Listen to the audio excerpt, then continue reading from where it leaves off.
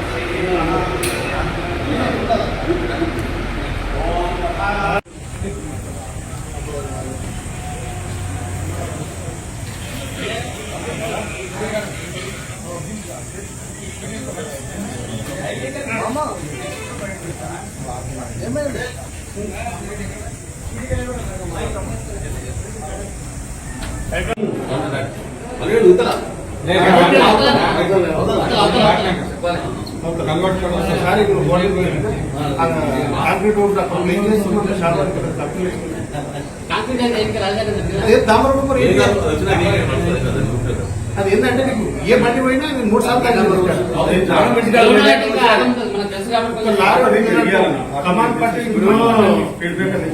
teachers చేస్తుంటే BT contract